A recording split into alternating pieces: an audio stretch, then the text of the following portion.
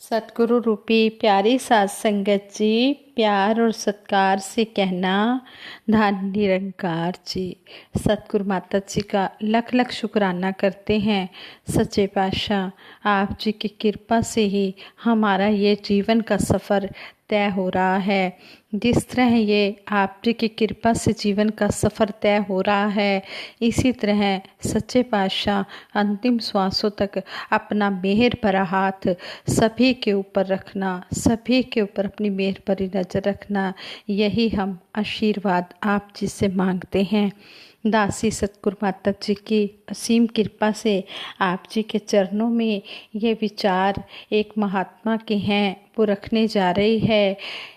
हमें इन विचारों द्वारा यही सीख मिली है कि हमें धन निरंकार किस तरह करनी चाहिए, किस तरह हमने चरणों पर स्पर्श करके, चरणों को स्पर्श करके, उनके जो चरणों के स्पर्श करने पर जो होती चरण धूड़ होती है उसको अपने मस्तक पर लगाना है। धन निरंकार किस तरह करनी है ये विधि हमें समझाई गई है। ये महात्मा ने बोला, कहते हैं कि दास ने जब से इस धरती पर कदम रखा और होश संभाला, सहज भाव से ही धन निरंकार शब्द की गूंज कानों में पड़नी शुरू हो गई। यही वो शब्द थे जो कानों ने बार बार सुने और इस मुख से उच्चारण भी किया गया। इन शब्दों के उच्चारण के साथ बचपन से ही महात्माओं के चरणों में नमन करना भी सिखाया गया। धन निरंकार बहुत ही पावन और निर्मल शब्द है जो हर निरंकारी महात्मा के मुख से अक्सर सुना जाता है। मगर एक दिन दास ने देखा कि धन निरंकार के साथ जो झुकने का भाव जुड़ा है वह कहीं हमारे स्वभाव से लुप्त होता जा रहा है।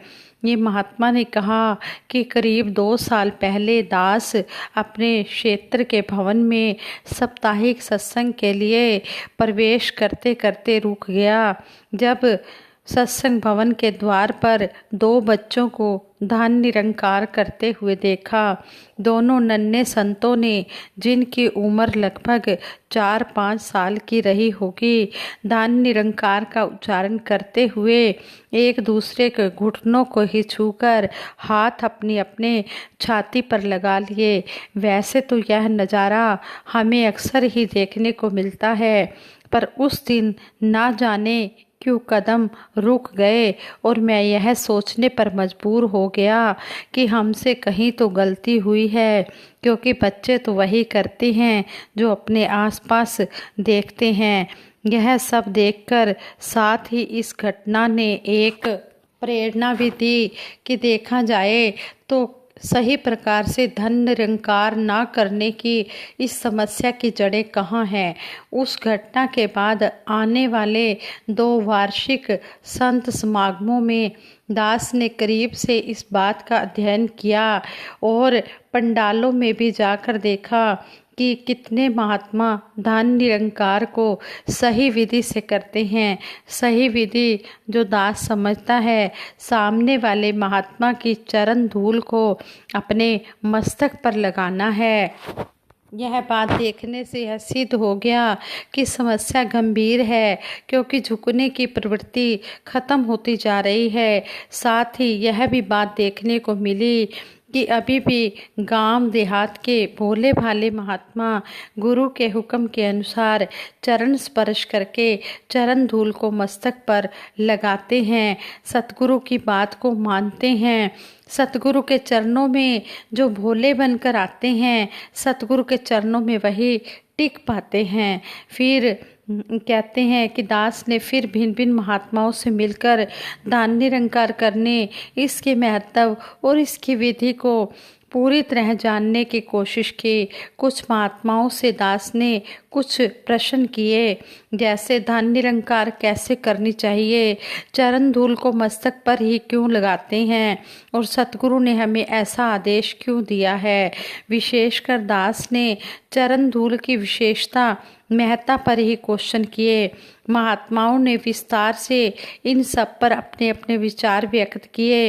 इनमें से मूल विचार बताया कि एक पुरानी कथा से ज्ञात हुआ कि सृष्टि सृजन के पश्चात महर्षि नारद जी ने ब्रह्मा जी से पूछा, प्रभु आपने इतनी सुंदर रचना की है जिसमें मानव केंद्र बिंदु बनाए हैं, पर इसी मानव को आपने सुख दुख लाभ हानि यश अपयश के चक्कर में उलझा दिया है।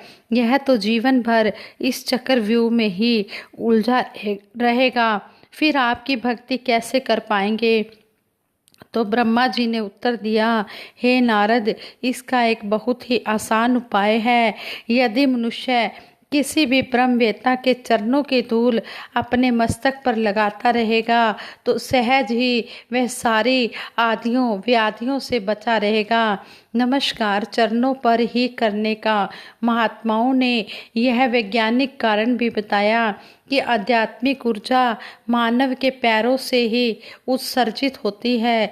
यदि किसी उच्च आध्यात्मिक अवस्था के मानव के चरणों को छूकर इस ऊर्जा को मस्तक पर धारण किया जाए तो धारण करने वाले में आध्यात्मिक ऊर्जा का संचार होता है, जो व्यक्ति विशेष की आध्यात्मिक उन्नति में सहायक होता है। फिर महात्माओं ने पावन गुरबाणी और अन्य धर्म ग्रंथों से अनेक उदाहरण दिए जिनमें चरण धूल में स्नान करने तक की बात कही गई है और चरण धूल का महत्व भी बताया गया है।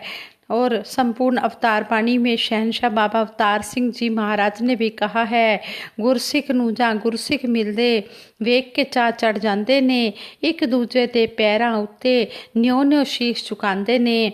जो सही मायनों में धन निरंकार करने का अर्थ बताया है कि हमने चरणों को स्पर्श करके चरणों की जो चरण धूल है उसको अपने माथे पर लगाना है। चरणों की चरण धूल मस्तक पर लगाने से जो भी आदियाँ व्याधियाँ होती हैं, जो भी दुख रोग कष्ट होते हैं, सब दूर हो जाते हैं।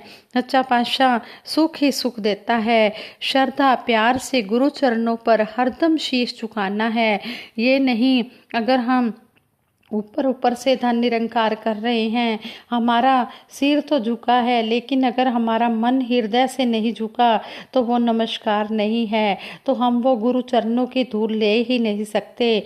फिर आगे कहा है, धूड़ी ओदी मस्तक लाइए जिसनु एक सहारा है। कहते हैं कि उसी की चरण धूल ही हमारा फ़ायदा करेगी, जिसको सिर्फ इस एक का ही सहारा है। जिसने कई सहारे ढूंढ लिए, जिसका इस एक पर विश्वास नहीं है, जिसका मन डोलता रहता है, जो डुलायमान होता रहता है, कभी कहीं जा रहा है, कभी कहीं जाकर मत्थे टेक रहा है, कभी कहीं, तो कहते हैं कि उसकी चरण धूली का कोई भी फ़ायदा नहीं होगा। चरण धूली उसी की फ़ायदा करेगी जिसको सिर्फ इस एक सतगुरु निरंकार का ही सहारा है, जिसने इसी का सहारा लिया हुआ है। आगे कहा है, गुरु चरणादि तूड़ी लेके मल मल के स्नान करो।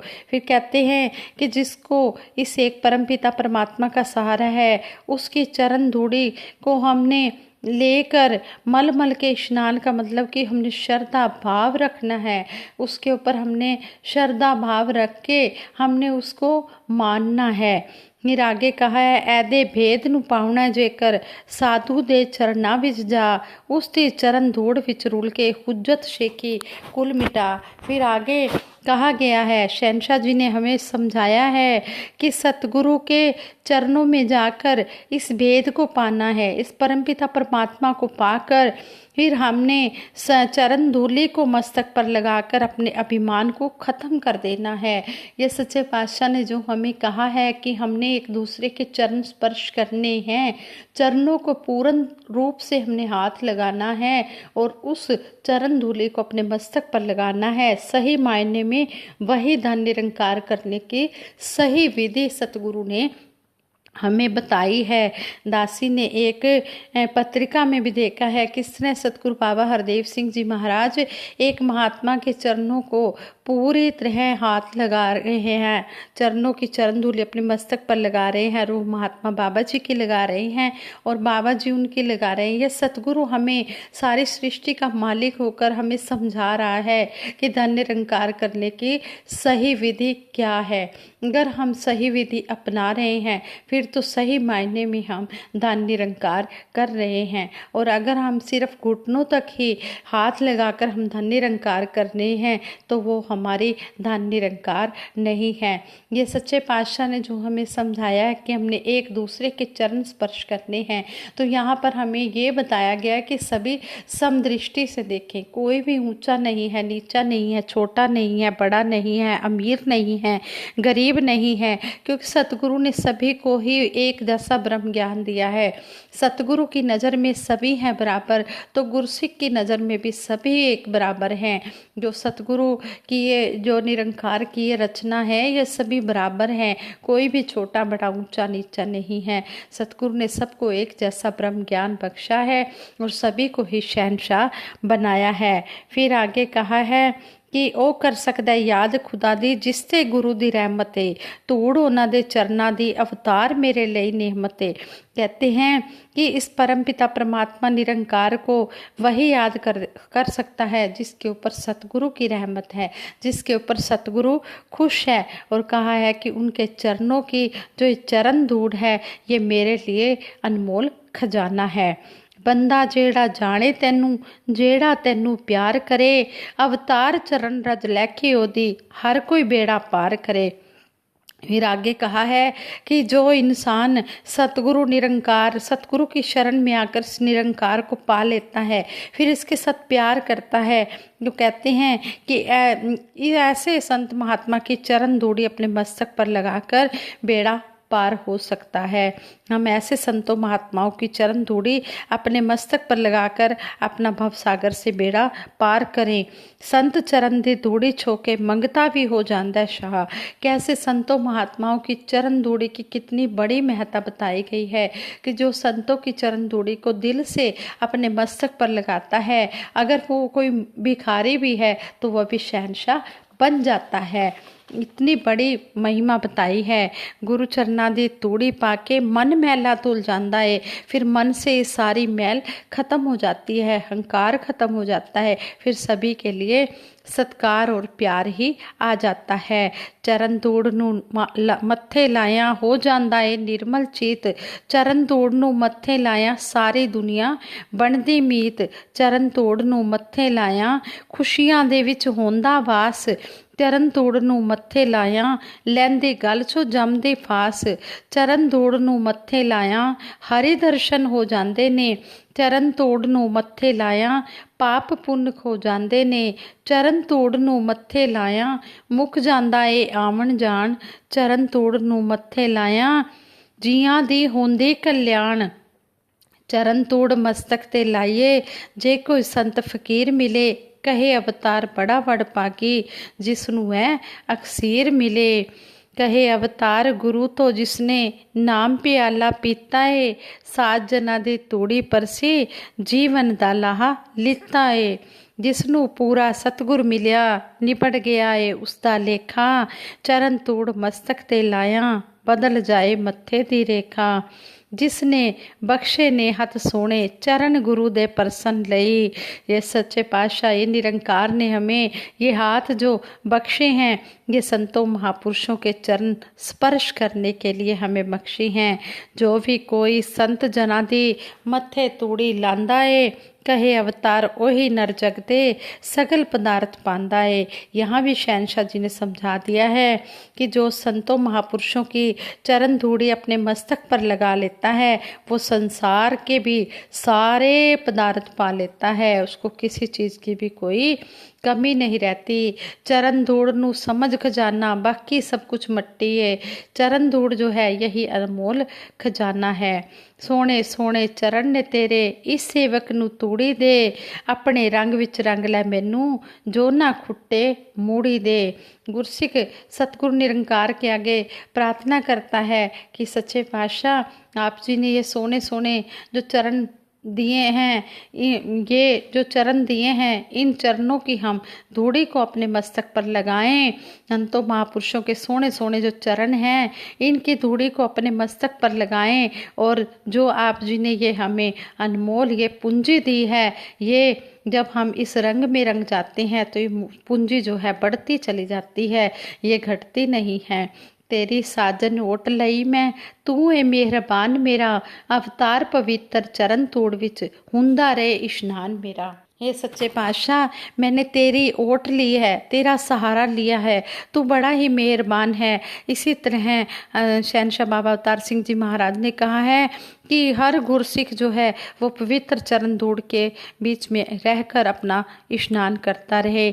लूलू मेरा करदा रहसी, हर वेले उसनू प्रणाम, उसते चरनादी तोड़े विच करदा रहसा मैं स्नान। जब गुरसिख को ये बात समझ में आ जाती है कि चरण धूड़ी की महत्ता क्या है, तो फिर वो यही कहता है कि मेरा रोम रोम जो है हर समय ऐसे संतों महात्माओं के चरणों में नमन करता है, प्रणाम करता है। सतगुरु निरंकार के चरणों में तो हम नमस्कार करते ही करते हैं, लेकिन सतगुरु की जो बनाई हुई रचना है, जो सतगुरु ने ब्रह्म ज्ञानी ये महापुरुष बनाए हैं, इनके भी चरणों में हर समय हमारा ये रोम रोम जो है ये प्रणाम करता है। और इनके चरणों की धूड़ी हमेशा हमें मिलती रहे। कहते हैं कि अंत में यही निष्कर्ष निकलता है कि यदि हम धन निरंकार करने के लिए विनम्र भाव से झुकते ही हैं, तो याद रहे कि जो चरण धूल की रहमत हमारे हिस्से सहज रूप से आई है, उसे विधि अनुसार लेने में भी हमने सजग रहना है। जिस श्रद्धा भाव से चरण धूल को स्वीकार किया जाता है, वह श्रद्धा ही वास्तव में उसे विशेष बना देती है। विशेषकर युवा वर्ग के चरणों में हाथ जोड़कर प्रार्थना है कि आने वाली पीढ़ी को सतगुरु के इस वरदान से जानकारी कराएं, ताकि चरण धूल की यह पावन परंपरा उसी पुरातन भाव के साथ आगे बढ़ती रहे। साथ संगत जी, दासी से ये विचार करते हुए अगर कोई भूल हो गई हो तो आप जी क्षमा कर देना। ये जो हमें धन निरंकार करने की सही विधि संतों महात्माओं ने बताई है, ये सतगुरु ने जिस तरह भी हमें समझाया है, हमने इस धन निरंकार की विधि को सही तरीके से करते चले जाना है, जीवन में कर्म रूप में अपनाना है। दासी अपने लिए भी आप जी से यही आशीर्वाद मांगती है और आप सबके लिए भी सतगुरु माता जी से यही आशीर्वाद मांगती है। सच्चे पातशाह, जिस तरह आप जी हमें समय समय पर समझा रहे हैं, जो भी बातें समझा रहे हैं, हम उनको ताउम्र निभाते चले जाएं, कर्म रूप में ढालते चले जाएं। दासी सबके सुखों के लिए सिमरन करवाएगी, सभी मिलकर सिमरन में साथ देना। तू ही निरंकार मैं तेरी शरण हाँ, मैनू बख्श लो। तू ही निरंकार मैं तेरी शरण हाँ, मैनू बख्श लो। तू ही निरंकार मैं तेरी शरण हाँ, मैनू बख्श लो। बोलिए सतगुरु माता सुदीक्षा सविंदर हरदेव जी महाराज की जय। निरंकारी राजमाता गुरु बचन अवतार की जय। साथ संगत जी प्यार से कहना धन निरंकार जी।